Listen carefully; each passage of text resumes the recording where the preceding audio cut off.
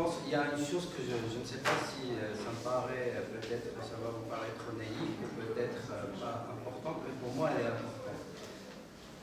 Quand vous avez une thèse à rédiger, pas avoir en tête, c'est le prof qui va m'aider à la rédiger. Ça, c'est une erreur. Le prof n'est pas là à corriger tout à la loupe.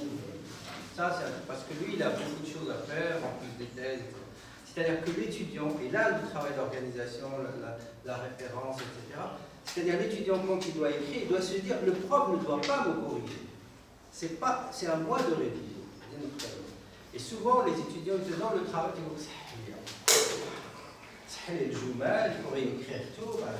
C'est pas à moi de rédiger la thèse. Moi, j'ai fait même la mienne. Moi, j'ai rédigé ma thèse. Parce que lui, là, il s'est rédigé, il a déjà rédigé, il va me rédiger la mienne. Donc, je vais écrire, et puis après, il va se... Personne ne nous a corrigé. Non, ce qui fait, on passe un temps fou, un moment,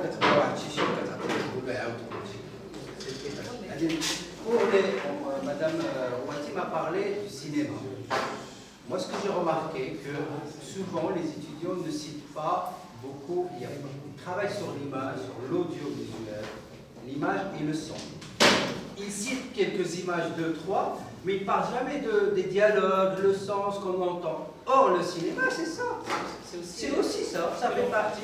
Vous pouvez, bien entendu, mettre une clé pour moi, il faut mettre une clé USB à la fin, avec les sons sur lesquels vous avez travaillé, si vous ne pouvez pas les transcrire. Une clé avec les sons, comme ça, je pense qu'on peut le faire. En parlant, est-ce qu'on peut, dans une thèse, et tu l'as dit la prière, est-ce qu'on peut réaliser une œuvre audiovisuelle et dire c'est une thèse? Moi, l'année dernière, il y a une étudiante, une doctorante, qui s'est inscrite, le titre c'est réalisation de portraits. Elle va réaliser des portraits. Alors, la discussion pendant l'acceptation, est-ce que le film qui va faire office de thèse, et on s'est mis d'accord qu'elle va faire d'abord les films, et après elle va nous écrire, comme pour les scientifiques, un petit rapport sur la recherche. Comme pour les scientifiques, les chimistes, les physiciens, ils font leur expérience dans les laboratoires, et puis après ils réalisent. On va faire la même chose pour le cinéma. Ils réalisent, puis après ils vont parler, raconter, avec des mots, toute l'expérience de l'écriture cinématographique, pour respecter la norme académique, c'est-à-dire qu'il faut toujours fournir un document. Bien sûr qu'il y aura la norme, c'est-à-dire ce qui est académique, et le film, ou les films qu'elle a réalisés. Et ça, je pense que c'est extraordinaire qu'on arrive maintenant à faire accepter ça à l'université, et à ce que la recherche dans le domaine de l'audiovisuel soit... Après, c'est à nous moi, pour la page de couverture, personnellement, je préfère qu'elle soit sorte. C'est-à-dire ça. Personnellement. Mais à l'intérieur, vous pouvez mettre des images, pour moi, je préfère qu'elle soit sorte. C'est académique, on reste d'accord. Même en France, je pense que les thèses restent classiques. Mais l'intérieur, tout ça, on peut innover. Mais c'est vrai que si on met beaucoup d'images et tout ça, pour moi, ça casse un peu. Bon, personnellement, je ne parle pas de chacun, mais... S'il y a une belle conception. Voilà, s'il y a une belle... Voilà, si c'est une belle photo, une belle actrice. Artistique, voilà, on peut dire artistique. Et puis, moi, je voudrais ajouter que, normalement, on devrait, comme l'a dit... normalement, un travail comme un film, c'est un travail. C'est un immense travail avec beaucoup d'efforts, beaucoup de connaissances, beaucoup de compétences, etc. Normalement, dans les autres pays, parce que moi j'ai enseigné aux États-Unis, les étudiants produisaient un film. Et ils ne produisaient pas de mémoire comme ici. Ils produisaient un film pour la fin de leurs études. Voilà. Et ici, on n'accepte pas encore. Au Maroc, on dit là, il faut le mémoire, le PFE, écrire, rédiger, etc. Alors, puisqu'on n'a pas encore avancé, il faudrait peut-être penser à la thèse de manière traditionnelle et classique, la thèse comme l'a fait tout le monde, et puis penser à un travail qui sera valorisé dans le dossier, dans un autre dossier qui est l'habilitation par exemple, etc. Et il faudrait qu'on se batte pour que les habilitations soient acceptées avec un film. Parce que le film, c'est quand même beaucoup plus que 2 articles. Parce que 2 articles, ils peuvent être copiés. C'était qu'on ont plagié. Moi, j'ai vu des dossiers avec des articles plagiés. Alors que le film, on ne peut pas le plagier, parce que si on plagie, ça va se voir. J'ai commencé à m'intéresser aux arts, parce que j'ai travaillé les arts, donc forcément j'ai travaillé sur les arts plastiques. Et après, j'ai commencé à accompagner mes étudiants le cinéma. Parce que nous, on travaillait avec le cinéma, comme support. Son exposé, la support. Moi, ça m'a un petit peu dérangé. Parce que support, ça veut dire que ce n'est pas encore le travail sur le cinéma, l'enseignement du cinéma. Le cinéma n'est qu'un support. Alors que nous, on a enseigner le cinéma. Ça n'a rien à voir avec le cinéma comme support. Parce que la Hamid ou la Iyou, nous, on a travaillé à Fès.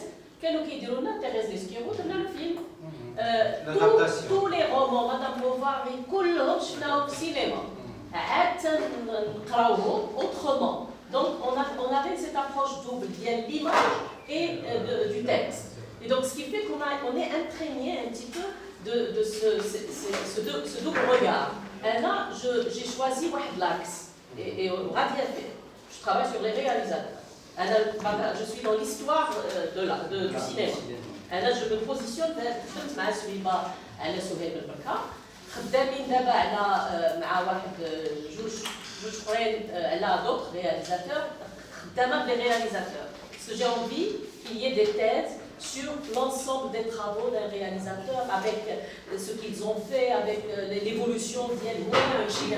Lui, il a travaillé sur Ayouch, donc, Nabil Ayouch. Donc, des dossiers.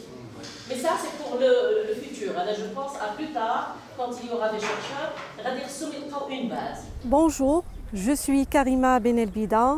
Je suis enseignante-chercheur à l'université Qadi Iyad. Alors, je suis là à la faculté des langues, des lettres et des arts de Kénitra parce que j'ai participé au colloque l'enseignement du cinéma à l'université marocaine. Alors, à propos de ma communication, elle s'intitule Enseignement du cinéma à l'université, méthodologie et approche. Alors, dans le cadre de cette intervention, j'ai essayé de participer avec le public, mon expérience, puisque j'enseigne le cinéma aux étudiants de l'ECAM. C'est une licence professionnelle, cinéma, audiovisuel et médiation. Alors, dans cette communication, j'ai essayé de répondre à plusieurs interrogations, parmi lesquelles je cite quel est l'apport du cinéma dans l'enseignement, quel est l'apport du cinéma à l'université marocaine, quelle méthodologie et approche faut-il adopter dans l'enseignement du cinéma, quelle posture peut-il adopter pour l'enseignant et les étudiants, notamment dans le cadre de la pédagogie active. Alors, comme vous le savez, l'image peut être abordée par plusieurs approches selon le champ d'appartenance de son analyste ou de son observateur, sociologique, psychologique, anthropologique, esthétique, etc. Et moi, j'ai opté pour une démarche sémiologique qui s'inscrit dans le cadre théorique et méthodologique de la sémiologie des indices proposée par Anne-Marie Audebine Gravou. Alors, cette sémiologie, normalement, s'inspire des travaux saussuriens, notamment le principe d'immanence. Elle essaie de faire une réconciliation entre la sémiologie de communication de Georges Mounan et la sémiologie de signifiance de Roland Barthes. Elle emprunte également le principe d'indice à Charles Sanders Peirce. Alors, dans cette sémiologie, il y a deux étapes méthodologiques. La première, c'est la phase systémique et la deuxième, c'est la phase descriptive, la phase interprétative. Pour la phase systémique, c'est une phase descriptive où il y a des strates techniques, scéniques, sonores, etc. Et le rôle, c'est de décrire les éléments du langage cinématographique pour parvenir ensuite à la production du sens. Voilà, alors le deuxième axe de ma communication porté sur l'approche par projet, notamment dans la réalisation de courts-métrages. Alors j'ai essayé de montrer que le projet, que grâce à cette approche, on peut par exemple maîtriser un ensemble de compétences transversales, ce qu'on appelle communément les soft skills, comme le leadership, comme le relationnel, l'intelligence émotionnelle, le sens, voilà, la confiance en soi, l'autonomie, etc., etc. Et justement, à travers cette approche par projet, les étudiants peuvent participer avec leur court-métrage à des festivals ou encore à des concours réalisés par des écoles de cinéma. Alors brièvement, je voudrais montrer que le cinéma ne doit pas être réduit seulement à un médium de motivation et de séduction pour les étudiants, mais c'est un outil d'expression artistique, de culture et d'éducation. Merci beaucoup.